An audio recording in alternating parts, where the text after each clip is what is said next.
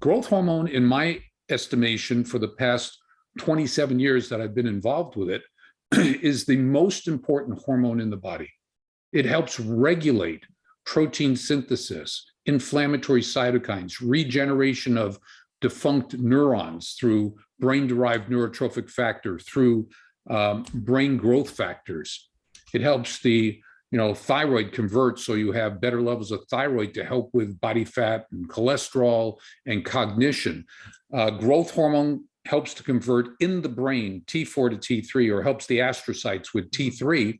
And the T3, thyroid T3, triiodothyronine, has been found to keep stem cells as stem cells in the brain. They're called OPCs. And if you have a deficiency of thyroid hormone, these OPCs convert to another cell.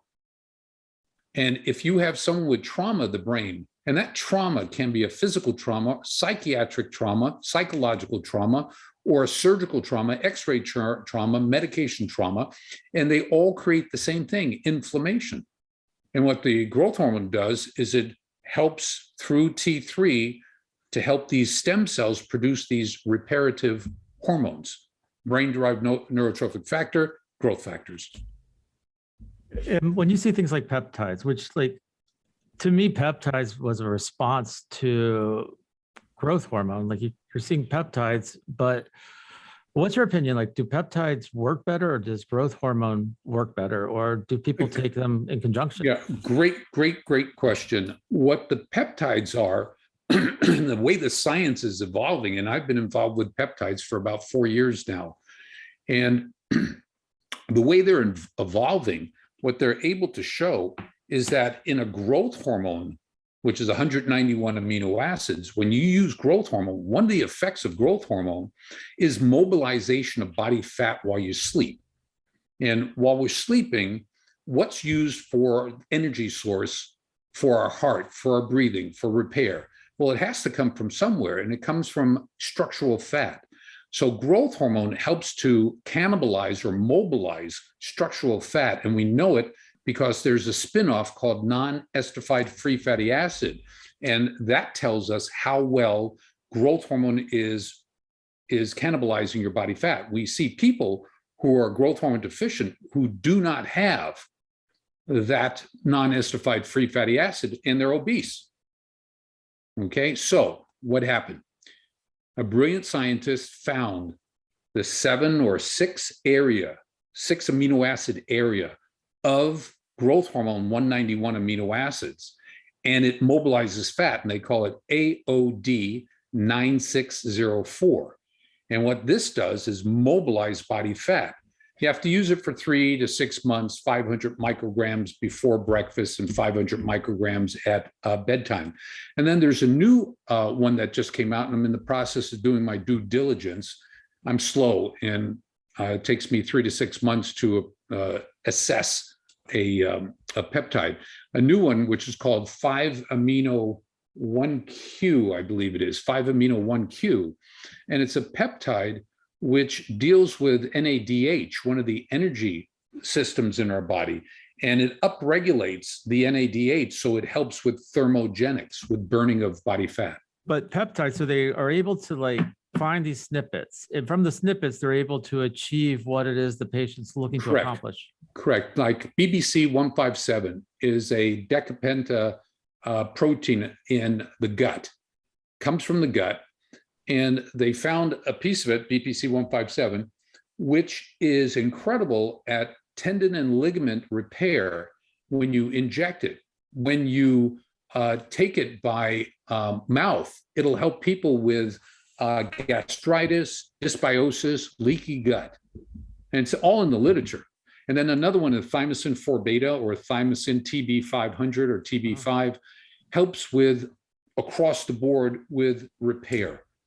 So another is the IGF-1 LR3. IGF-1 is from growth hormone produced 8 o'clock at night to 4 in the morning, goes to the liver, turns on 9 proteins.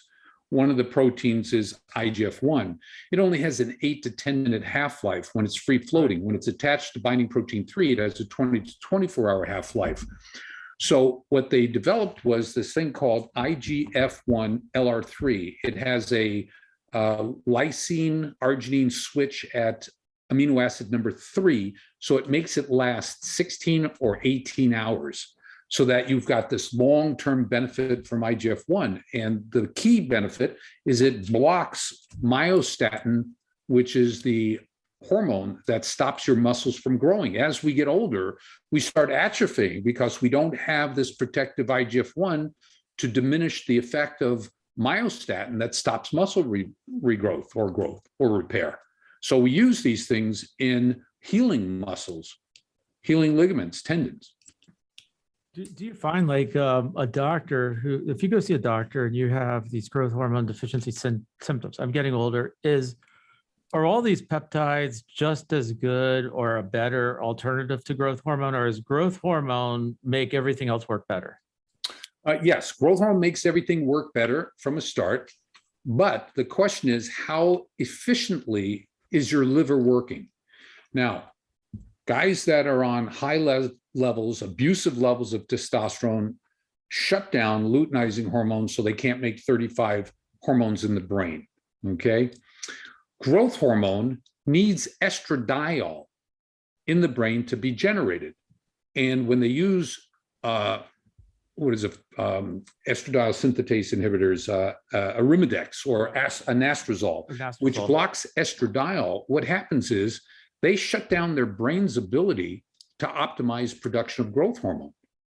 And it stops the liver from making IGF-1. In the brain, growth hormone and estradiol increases growth hormone, estradiol in the brain increases growth hormone. In the liver, growth hormone that's circulating with estradiol increases IGF-1 production. And we see it when we play with estrogen blockers, we see the levels dropping of IGF-1, and it's in the literature from way back. So the whole correlation, like we know when we exercise, we produce a lot of growth hormone, or we produce that spike. Some. Is growth hormone, but then there's other people that say, well, when growth hormone decreases, there's this school of thought that it's like somehow cancer preventative. And I saw a study that says high IGF-1 levels are correlated with cancer. Correct. So, like I was just talking to a doctor a little while ago who was telling me, well, growth hormone will speed up cancer. And I've heard that throughout the year. So right. I'd like to find out from the expert, like, is that true? Yeah, I'm not an expert. I'm just well-read. So in my lecture from 12, 14 years ago, I incorporated a segment on the myth of growth hormone and cancer. When you use growth hormone, it generates 9 proteins in the liver. 6 of them are called binding proteins, IGF-1, 2, 3, 4, 5, and 6. Well, it turns out that IGF binding protein 3 is an incredible anti-cancer product. And it turns out that IGF binding protein 4 is an anti-cancer product. If you look at the Melbourne Collaborative study, where they looked at people with stage 4 colon cancer, they looked at the levels of IGF binding protein 3, and they found that people with high levels of binding protein 3 lived 50% longer than the people with low levels of binding protein 3. Now, how does it work? It's a mechanism within the nucleus. And without getting too technical, binding protein 3 absorbs the IGF-1. Free-floating IGF-1 by itself is mitogenic, causes cells to replicate. So there is a possibility that when you have purely IGF-1 mitogenic telling the cell to replicate, it bypasses something called p53, which tries to kill the cell if it's mutated. So binding protein 3 absorbs and neutralizes the IGF-1 so it cannot create the mitosis, cell replication. So it slows down cell replication so that the P53, the P21, and P23, all responsible for monitoring whether or not the cell should survive or not, or induces apoptosis. So I've got a half-an-hour lecture on just this thing, because when you give growth hormone, you get all those components. If you isolate out every single component, you're going to have a different story. but they're not isolated. When you use growth hormone, you get them all. So if I'm going to a doctor and he checks my IGF-1 level, first of all, should he check IGF-BP3 or just IGF-1? He should check in the morning for someone getting their growth hormone parameters checked for the first time. You should check growth hormone, IGF-1, and IGF binding protein 3. And the reasoning for that is, especially for me with traumatic brain injury that we deal with, is that if you have someone, let me restate, if growth hormone is produced 8 at night to 4 in the morning, what do you think the natural level is going to be in the morning, knowing that the half-life is 20 to 30 minutes? It's going to be low. Very low. Going to be very low. So in the morning, we expect the level of growth hormone to be low. What does it mean when it's elevated? Well, that is the question. You get a person where it's elevated. So it means in the group that I have, they've either had trauma to the brain from a blast trauma, the guys I see from IEDs, tankers, artillery, repetitive gunfire, being blown up, they have damage to an area of the brain, the paraventricular nucleus of the hypothalamus, which regulates growth hormone. When you damage it, growth hormone goes sky high. That's one. Number two, pituitary adenoma will cause it to go elevated. Number three, medication like Wellbutrin, like amantadine hydrochloride, like a natural product called mucuna purins will artificially increase your own production of growth hormone. And that's what we use, the mucuna purins, which is a natural product.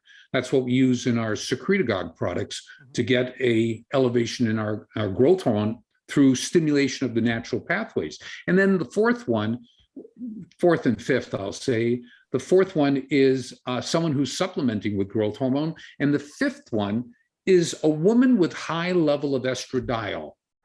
Women with high levels of estradiol get an increase in growth hormone production, just as I said 7 minutes ago, that you need estradiol in the brain to stimulate growth hormone production. And women who have high levels, either because they're on birth control pills or because they're in mid-cycle, they have high levels of growth hormone.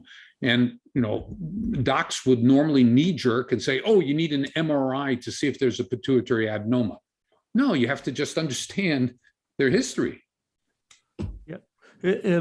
One of the things is like the age of when people should be looking at growth hormone supplementation. Is it for people that just are feeling down? Is this something that, like, there are people that believe you can live a healthy life to 100 if you're properly supplementing, and then there's proper follow-up tests. Absolutely, I agree with you. And I think that the hormones, all the hormones that we check, should be incorporated into an annual physical or biannual physical, where it monitors 28 points. We developed a panel, the Millennium TBI biomarker panel, but it's used for everybody. It's not just for TBI. We're using it in psych cases, in car accidents, and people who deny ever having head trauma. And it picks up the head trauma they forgot about when they were at birth, or when they were 3 years of age learning how to walk or bicycle ride or roller skate, or the car accident they were in the back seat, when their parents were in a car accident. Totally forgotten, but the patterns are there. Our science has gotten to the point where we can look at these biomarkers and see a pattern that suggests that there has been head trauma. And one of the other fallacies is that we believe that the reason for all the deficiencies in hormones in our body is due to dysfunction of the pituitary. It turns out, from the reading that I have, that the inflammation that is generated from all forms of traumatic brain injury, traumatic and non-traumatic brain injury, leads to inflammation. And now we know the molecular chemistry, the biochemistry that leads to shutting off testosterone production, thyroid production, and growth hormone production. That's why for the first 6 months of each patient, 3 to 6 months of every patient, we don't give them hormone replacement. What we do is address their neuroinflammation, their brain's inflammation.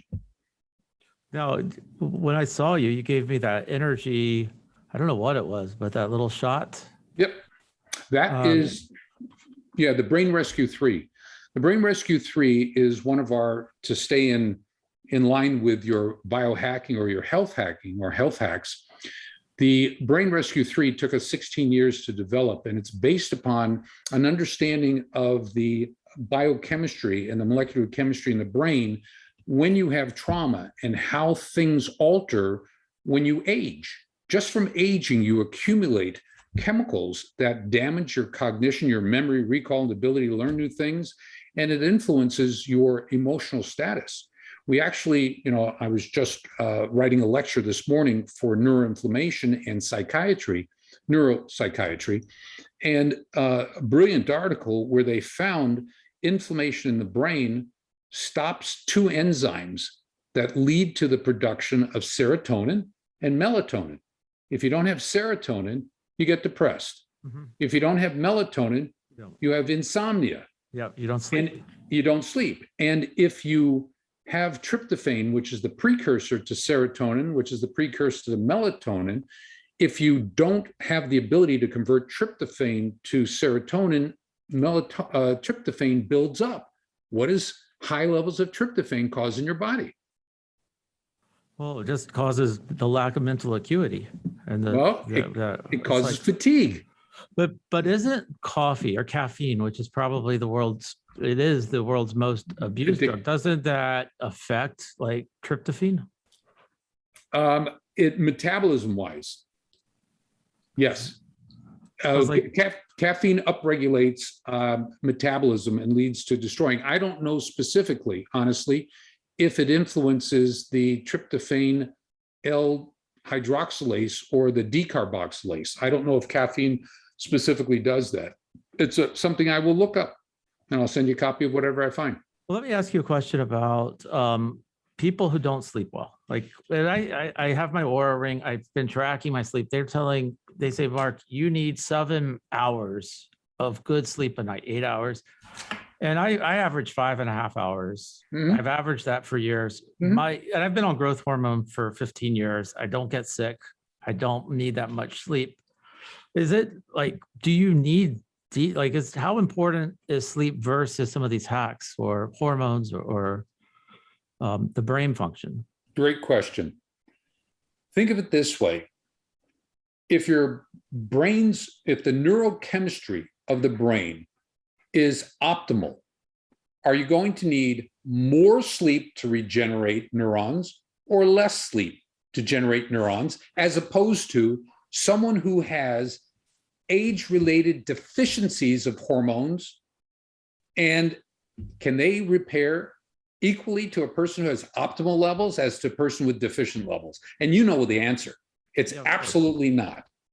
This episode is brought to you by Gainswave. If you're a guy who is not achieving optimal performance in the bedroom, and you've tried the pills and you've tried the shots, and you're looking for an all-natural way to boost blood flow in the penis, Gainswave is evidence-based and proven. Go to gainswave.com and find a provider near you. That's why you and I both sleep 4.5 to 5.5 hours a night, and I wake up with this energy.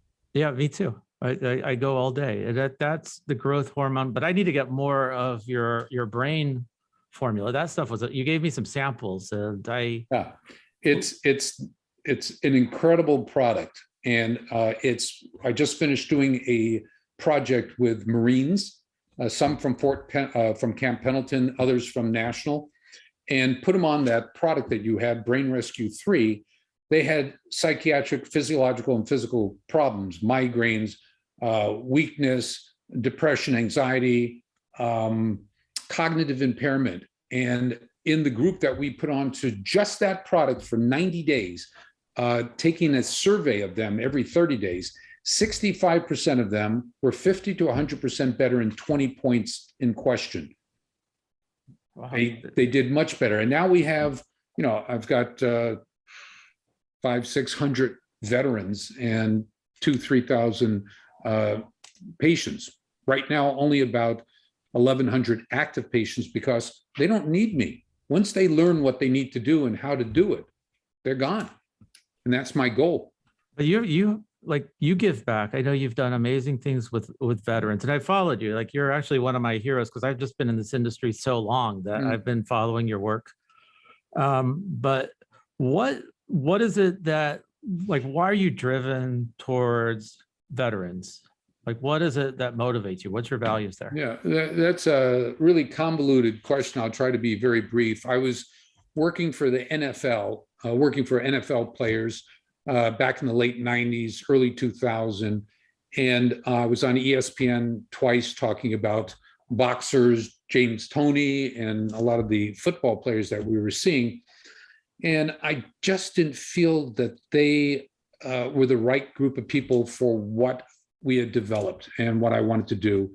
And what happened was one of my colleagues, an ER doc in near Fayetteville, North Carolina, called me, and she had taken my class, but she called me and said, look, at my husband's Green Beret. He's got all these problems. He's getting in trouble all the time. What can you do for me? How can you help me? So I donated my time and laboratory costs for JR, and he was found to have deficiencies. I told his wife how to replenish everything, and within a month, 6 weeks, he's back up doing everything he was doing before and not getting in trouble. Because when you're deficient in hormones, you get emotionally volatile, you get cognitively impaired. So what happened was in 2009, that's when I saw JR. And at that point, I found my calling. He was Army, and it turned out my father was Army. Now, my father died of bone cancer, and that's what sent me from computer technology and programming into medicine in 1977. So that's what pushed me there. So everything I do is in his memory. Okay. And also, it's amazing the response. I practiced 18 years of traditional medicine, and having people still die from diabetes, hypertension, strokes, cancers, and everything, I really didn't feel like I was doing very much. And then when I started working with the military, or with civilians first and then flipped into the military, and seeing these guys turn around 180 degrees to a quality of life, I mean, that was my reward. And as I started developing products in 2001 and 2017 and so forth, and selling them, making money, we were able to start subsidizing our veterans. And we've subsidized almost 550 veterans. So, we pay for either all their entry. Like when I got my medical license in Texas last year, I celebrated by bringing in 11 female veterans who are destitute, and we paid for their entrance into the program. And getting the response from them were how much better they are from everything. And then the movie.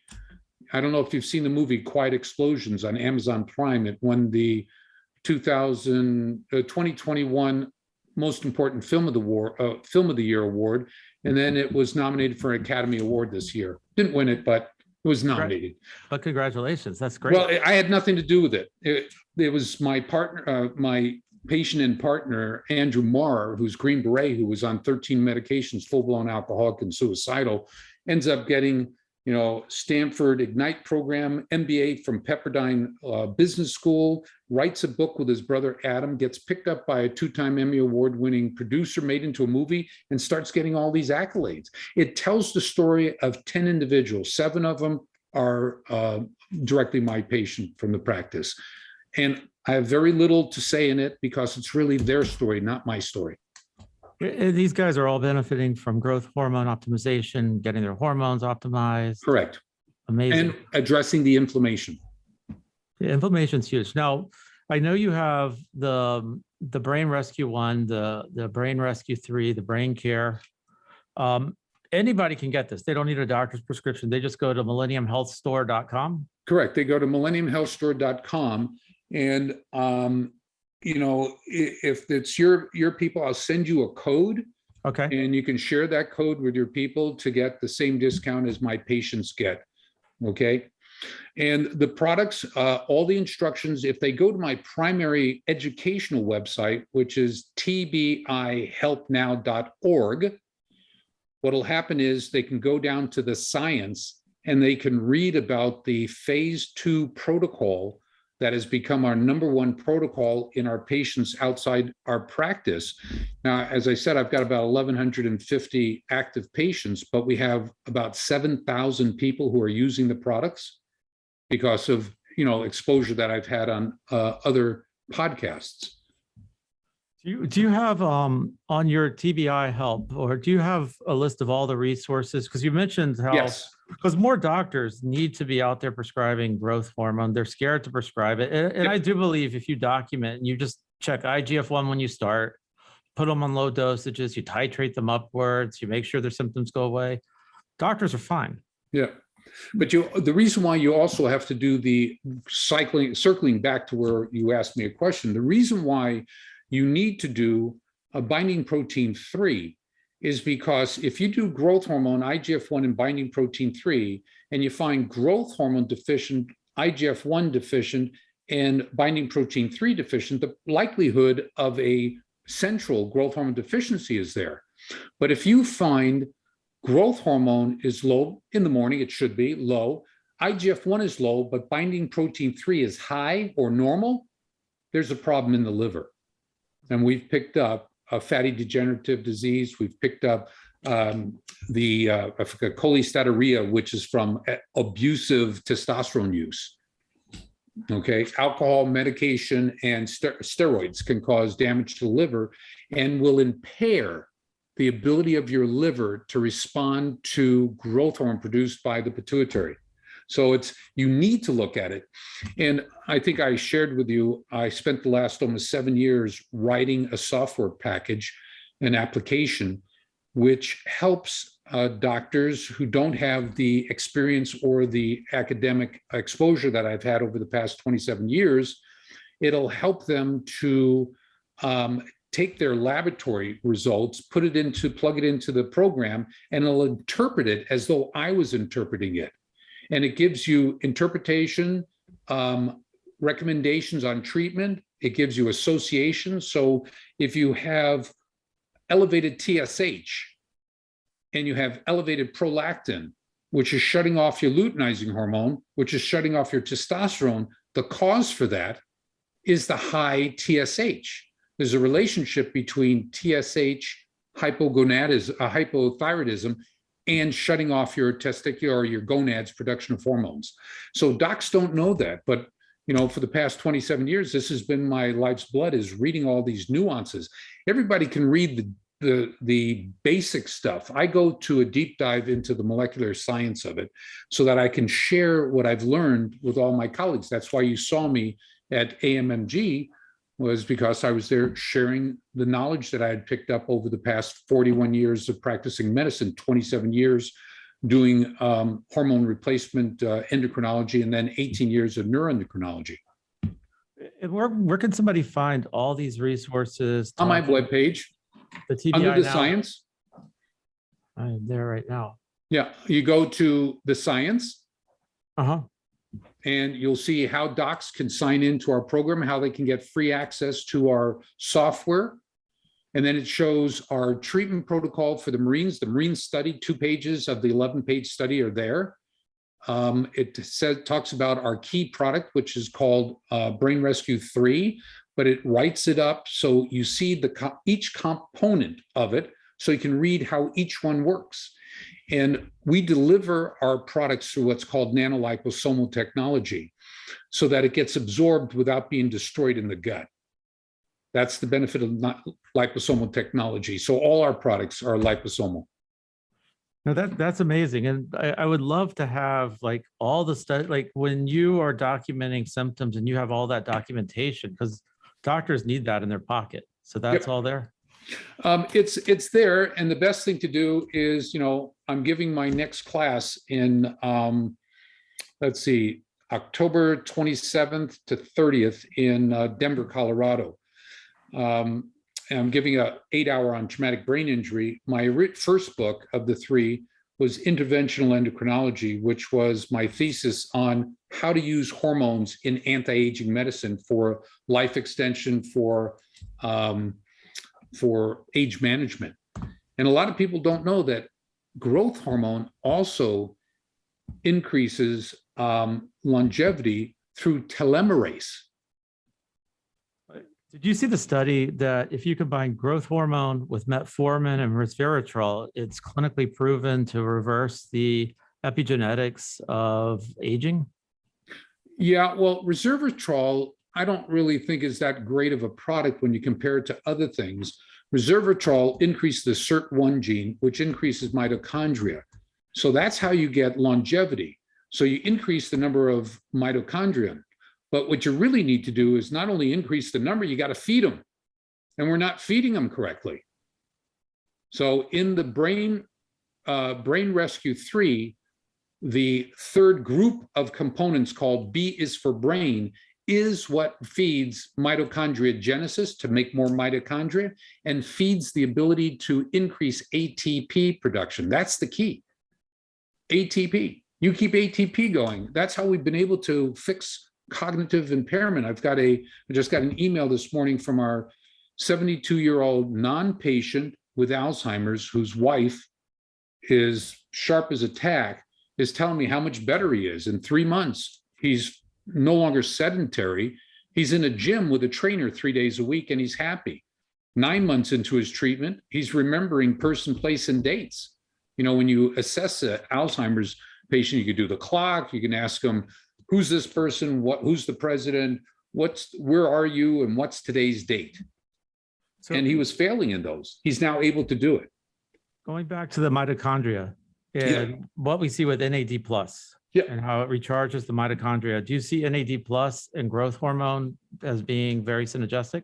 Yes, and that's what that new product is all about. The 5-amino 1MQ or 1Q is about NADH, NAD plus, NADH, and how it stops it from being degraded and increases the amount. You know, I've got 3 daughters, 2 are docs. My daughter, Allison, I think you met both of them. Allison's the naturopath who takes care of all our civilian population and our professional sports people and non-professional sports people. And she has a clinic in San Diego called Live Natural, LIVV natural.com. And that's where she was doing her NADs. And, you know, I haven't had it done, but she says for about 2 weeks, you are just amped up with clarity and everything. And I think if you add to the NAD things like PQQ, CoQ10, thymine, riboflavonoids, you'll get an amped up benefit because you need to put in more of the supported B vitamins when you're racing the system. It's like you've got a 911 Target Porsche and you're always driving it at 100 miles an hour. You're going to burn through your gas rapidly.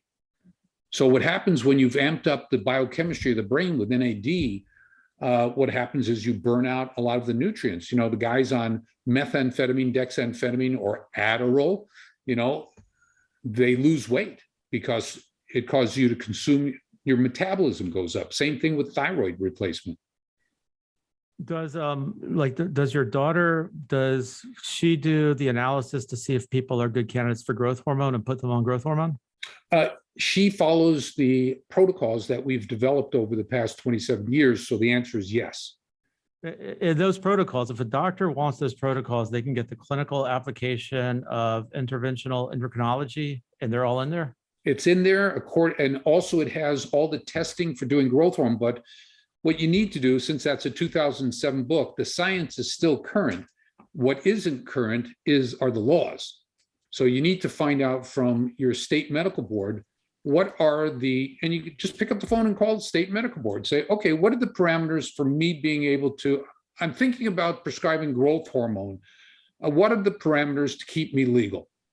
And they'll direct you to where it is. And it's in, you know, the statutory laws for the state of whatever relative to dispensing of whatever. And they used to have specific things for growth hormone. Also, there were 5 or 6 different brands of growth hormone. Did you know that if you used a growth hormone by one company, like Eli Lilly, in an adult, you can get arrested? And if Yeah. you use Seronas for an adult with AIDS in a patient who doesn't have AIDS, you could have been arrested. Yeah, and I don't see I watch the enforcement actions. I haven't seen anything crazy unless somebody's like trying to run an insurance, like with Correct. dwarfism and also with professional athletes. Like you want to stay away from current athletes, Yeah. bodybuilders. Not unless you can prove they have the deficiency. And Yeah. the simplest way of proving they have deficiency is you run the growth hormone, IGF-1, and binding protein 3. And if the IGF-1 is below the standard of care's normal, you have 100% right to go ahead and dispense it because they're deficient, just like a person who has a high TSH with a low T4. Do they have to do any special tests? No. How about a patient who has a low total testosterone, less than 280? They don't have to do anything special to say this is the parameter for diagnosing hypogonadism. They're using the wrong hormone. It should be free testosterone, not total testosterone, because I've had guys with total testosterone in the 800s and their free testosterone of 4, which is like in the first quartile, and they have all the symptoms as though they have no testosterone. The problem is they're rapidly converting their free testosterone to what is in total testosterone, things like DHT, estradiol, epitestosterone, sex hormone binding globulin. And one of the keys that docs don't know about is selenium. Selenium will decrease the conversion of free testosterone to dihydrotestosterone at the same time as improving the conversion of T4 thyroid to T3 and not reverse T3. Okay, that's the molecular chemistry. It's funny how you see all these testosterone mills popping up, and Yep. it's like a one size fits all. They run total testosterone, no free testosterone. And like I'm thinking testosterone is more dangerous to get wrong than growth hormone. Yeah, sterility, prostate enlargement, benign prostatic hypertrophy, acne, loss of hair, oily skin. And there's something that the docs in those mills don't understand, that there's a small subpopulation of patients who, when they're put onto testosterone at the levels they use, will induce panic attacks and anxiety. And when I had this back in the beginning of the 2000s, I didn't understand it. And of course, through my reading, I came across what it is. It turns out in some people, small population, I won't call it rare, I'll just call it small population, it stimulates another chemical called adenyl cyclase. And adenyl cyclase will be like speed. So what it'll do is it'll take a person with absolutely no history of anxiety or panic attack and will pop them into a speed freak. And they'll be bouncing off the walls. I had, in a study I did on 140 guys, 2 of them developed panic attacks, not a single history of anxiety in their life. None, never. And 2 of them developed it. And that's what led me to this. Yeah, no, I see that all the time. So, but when you're on growth hormone, typically you see 1 to 2 IUs, 5 to 7 days a week. Nope. We use a secretagogue with the growth hormone. So they only need a half a unit. Okay. Oh. Half a unit. And when you use the IGF, the growth hormones in the morning, if you want to accentuate muscle, and it's at night if you want to accentuate body fat mobilization. So what we do is a combination hybrid protocol. We use injectable growth hormone in the morning, and we use a secretagogue called dinotropin or secretropin at nighttime. Why? When you use testosterone in a patient, what gets shut off? Well, your natural production to produce. When you use growth hormone, what gets shut off? Your pituitary shuts down. Right, its through own natural production. somatostatin, it shuts off your ability to make growth hormone. How long can it take for testosterone recovery?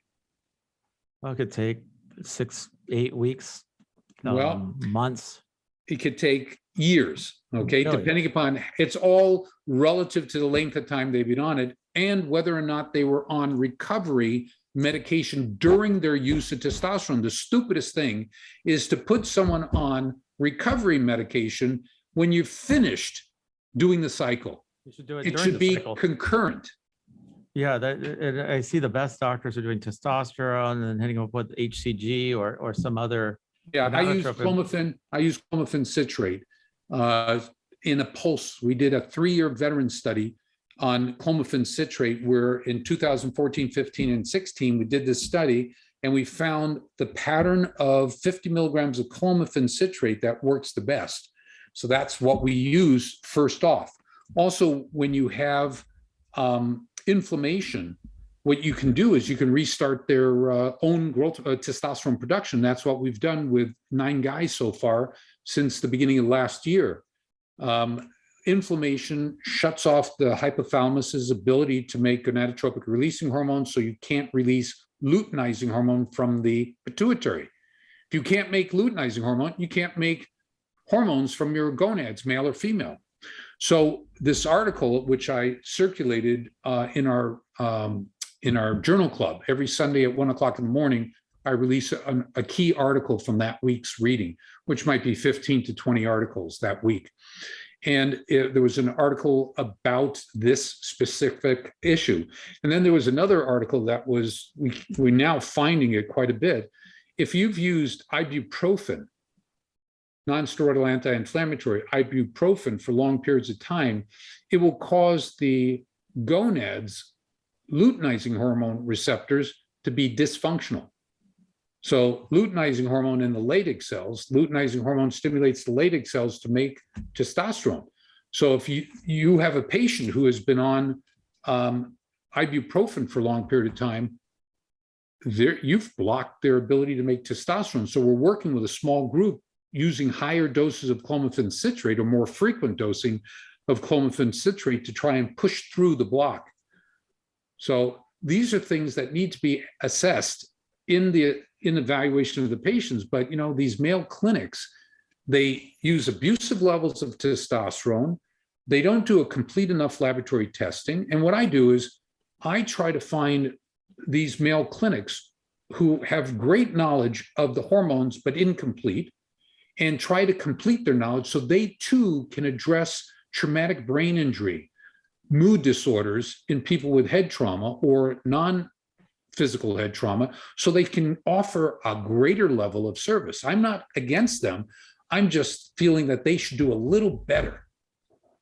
Yeah, no, but that's where the Millennium app, I'm actually looking at your Millennium app right now. Like doctors should use apps like these because it gives you the documentation and it tells you like all the nuances. Because I think doctors are getting into this without understanding. I mean, I just talked to a doctor just hours ago who thinks that one growth hormone causes cancer, thinks it's dangerous to prescribe it, but he's prescribing testosterone. And, so I think there's got to be more knowledge. There's got to be like a resource bank of all these studies that show that it works. Because I think what you see, and we saw it with COVID, is bad medicine dictated by bureaucrats and politicians, and not like where it should be with the scientists.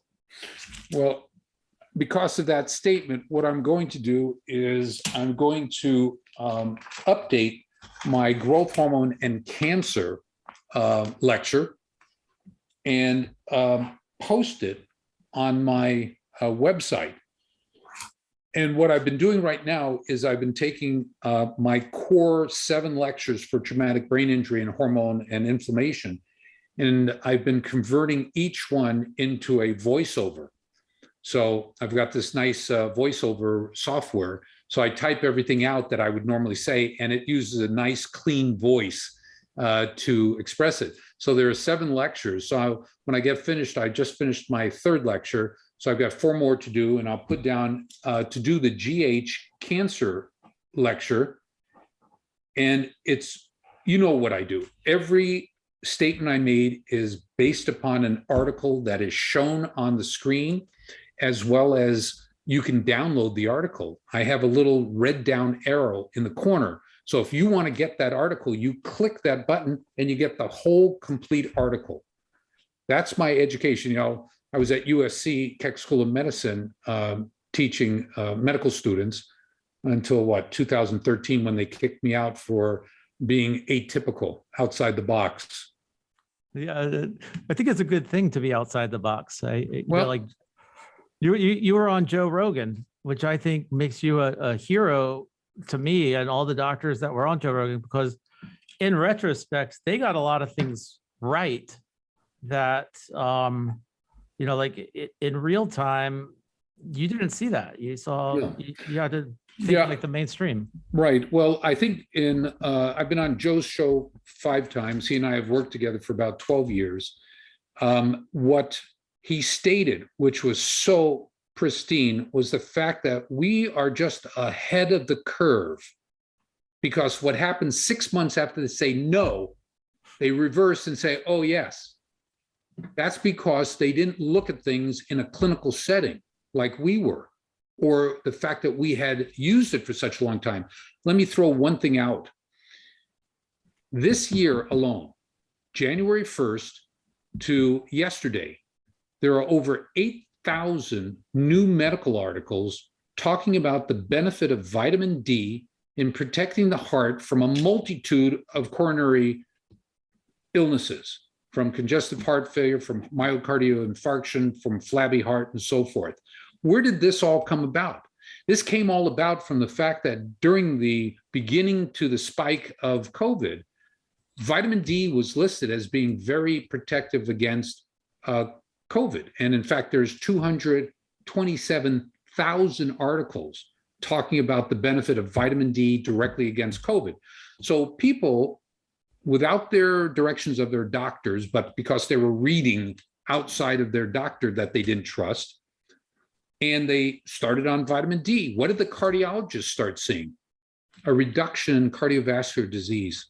And that's why there are 8,173 or whatever articles as of January 1st talking about the benefit in cardiovascular disease of vitamin D.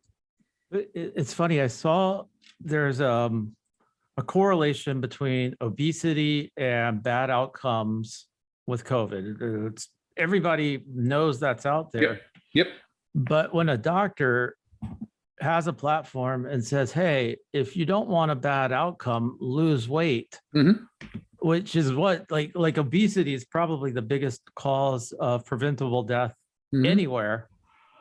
They are harassed for fat shaming and all kinds of craziness. But if we live healthy, Joe Rogan said, like, if you live healthy and you just take care of your body and you eat right, that's 90% of the freaking battle. And we don't, like, I think it's almost criminal that healthcare in this country don't focus on the healthy things we need to do. And that's what the government should be saying, not go take this medicine or that medicine or wear this mask or that mask. It should be like, if you don't want to die, lose freaking weight. Absolutely. Now, here's a question for you. What one hormone is deficient due to obesity? What one hormone is deficient due to obesity? Well, that means your glucose levels are probably high. You're probably pre-diabetic. You know what? I can throw out probably growth hormone. You'd be absolutely correct. In all the studies that are out there, there's a relationship between, and you know this from nutrition, high sugar intake, high fat intake, low growth hormone. Well, when you've got all that fat and the sugar stored as glycogen and body fat, what happens is it attenuates the body's ability to produce and recognize growth hormone and its byproducts.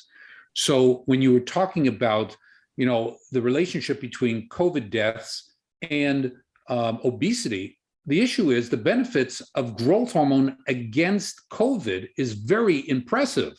Absolutely. So they've removed one of the great defenders of our body. Another one is DHEA. Last year, a key article came out showing that if you're deficient in DHEA, white blood cells accumulate in the lungs under the direction of COVID. And what happens is this accumulation of lymphocytes in the lungs eventually do what? Cytokine Cytokine storms. Yep. And why is it that most people who died from COVID die from cytokine storm. It's because they dump cytokines, which are inflammatory, very caustic inflammation. That's the key of what I do in the brain. So it destroys the lungs. So it turns out that DHEA increases a chemical called DEL1, DEL1, which stops that. It's I've been on growth hormone now for a long time. Yeah, 15 years. 15 years. Yeah. I have not been sick. Literally not been no cold, nothing. Like I don't get sick. Yep. And I went to my doctor who ran my tests. He's like, you have the immunity, like your vitamin D levels are great. Like you have the immunity of a teenager. Yep.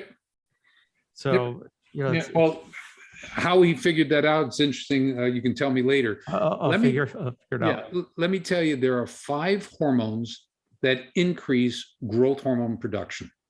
Okay. Okay. DHEA, free testosterone, vitamin D. That's 3. What am I missing? Estradiol. So that's 4. And yeah, we'll leave it at 4. Those are the 4.